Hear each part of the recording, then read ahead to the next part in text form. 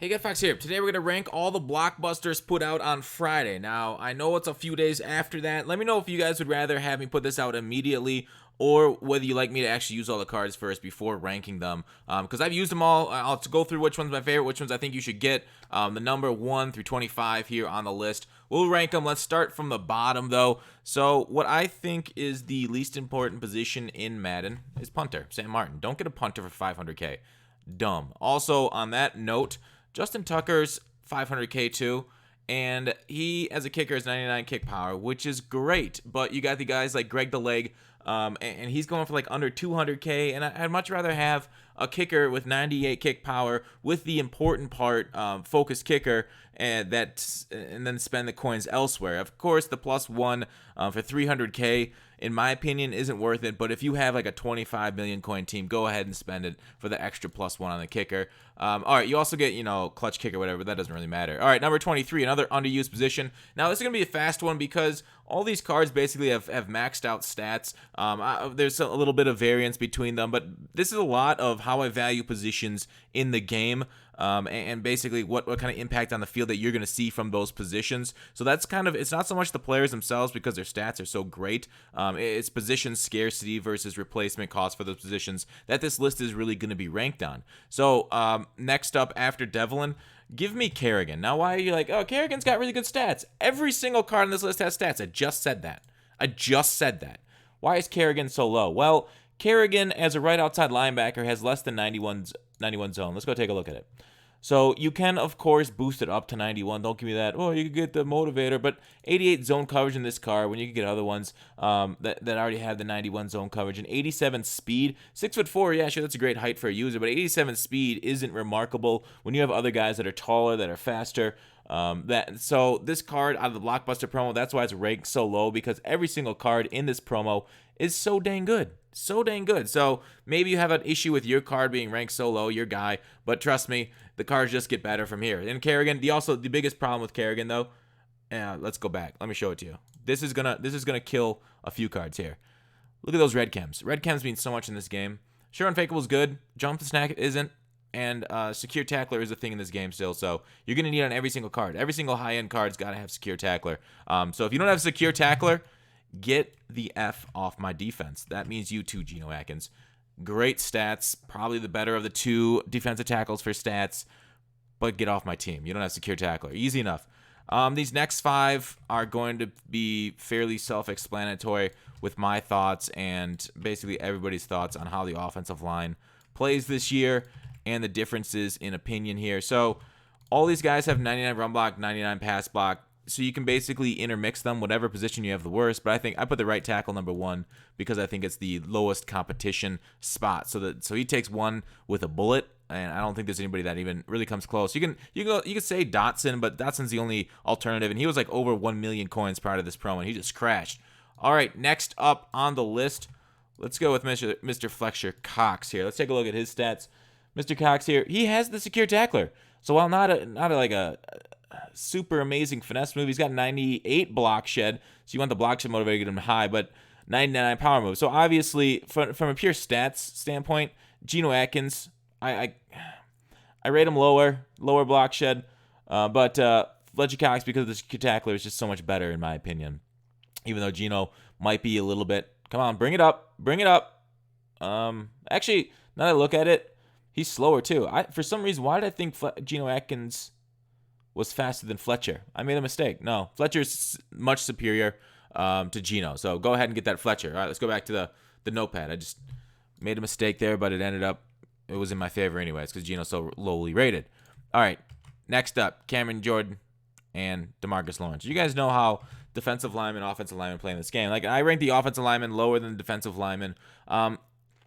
I could see you guys reversing that, but I like DeMarcus Lawrence and Cameron and their play and their importance to the defense with Secure Tackler above the offensive line, because you guys saw as like the championship, even the competitive players, they would have good defensive lines but tank their offensive line even.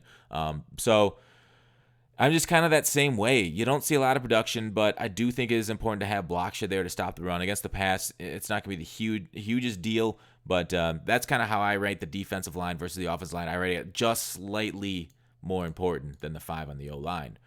for run stuffing purposes, because it is necessary to have them. We'll go ahead and take a look at their stats while we'll just bring over here. 89 speed along with 99 block shed, 99 power move, 95 finesse. DeMarcus definitely looks like the best one. Cameron Jordan, come on, 85 speed. He's still got the 99 block shed and 99 power move. Finesse a little bit lower, but both of them pretty solid chems there. Under pressure, also I rank much higher than battle ready for a defensive end. So DeMarcus Lawrence could potentially even be rated higher on this list, but he is the number one lineman, like I said earlier, with a bullet or with a mullet. I don't know. Whatever one you think's better. All right, number 12. We're going to get into the offensive skill positions here. Running backs, because there's such a competition there, I put Le'Veon Bell. I actually put him one below Carson Wentz. Now, I didn't like Carson Wentz's card. For some reason, everybody in chat on Twitch said, don't get Carson Wentz. He's going to suck for you. And lo and behold, he sucked for me. But he's still got good stats. If you are in need of a quarterback, Carson's a great pickup for that. I think you'll be pleased. He doesn't have the 99 throw power, which is a huge negative, only 97. So you'll be able to, that +2 throw power on beaters. Like +2 throw power means an extra 3 to 4 yards on coverage beaters. And that's kind of important because that's the difference between a touchdown and a incompletion / tip up in the air and interception. All right, but Le'Veon Bell, smooth as silk, love the bell, but like I said, there's a ton of competition in this market, so that's why he's rated a little bit lower than the rest of them. All right, number 10. Now, we're going to go back-to-back wide receivers here, OBJ and DeAndre Hopkins. Now, why is OBJ rated higher than Hopkins and higher than the other offensive skill positions? Well, let's go take a look. So I have wide receivers highest, higher than the other than running back and quarterback, because you really need speed. And 99 speed, 98 speed between the two makes quite a bit of difference. Now, how much versus like Randy Moss? Probably not much. If you have the Peterson card, I wouldn't recommend getting these receivers. I'd go with like Carmichael and Kelvin because they'd already have 99 and 98 stats plus an extra, 6 inches each on each of these players, like 5'11 to 6'5", 6 inches, 6'1 to, come on, bring it up, Carmichael, 6'8", 7 inches. So having the extra 6 and 7 inches on each one of these cards is quite important. And they're going for less coins than these two. So I would rather get those two and the coach than these two. But I still do think if you're not getting the coach, these guys are pretty big game changers for you. Streaks, drags, cross, basically everything on the field. The faster you can get to the spot, generally the better, with a few exceptions on like maybe timed corner routes and whatnot. All right, go back to the notepad. All right, next up, we are hitting the DBs. Now I think it's very important your defensive backs have speed. Now let's see how I order them. And that's kind of the big deal. Ramsey is the last of them.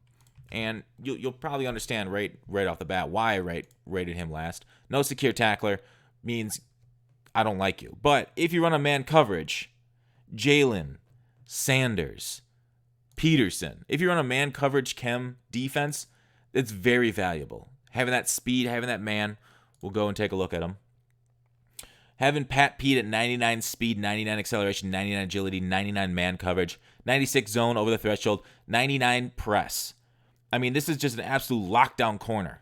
Man, like this guy is going to grab that wide receiver and barely ever let him go. Sure, he can get beat once in a while. There are specific man coverage beating routes. Don't get me wrong.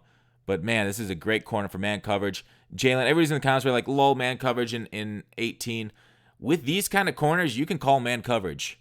And you're not gonna win every single play, but man, is it gonna be pretty effective for you. So, footsteps on Jalen. I would much prefer this card here with the secure tackler than footsteps, just because I do not like to be run upon. Even though their block shed hit power is a little bit low, if you commit to a man scheme, go ahead, grab him. Maybe his agility is a little bit lower than you'd like, but yeah.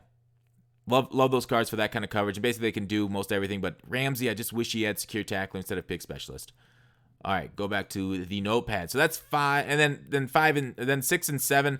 Cam Chancellor and Amos. I didn't actually go over their stats, but I do think Pat Pete is the best statted of them. Amos is still. Let's go here. Amos 99 speed, 95 hit power. So I don't know, 6 foot. I would still rather have Kelvin Johnson. Of course, if you have Peterson as your coach, it's easy to choose between the taller guys. That's why I think Cam is slightly better than Amos. If you don't have Doug, I'd go Amos being better than Cam. I don't think it's particularly close.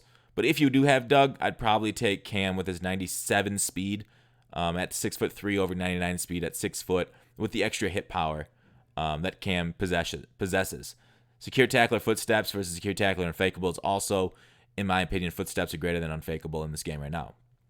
All right, moving forward onto the notepad to the top 4. Number 4, who do you think's left? We have a linebacker, Kuechly.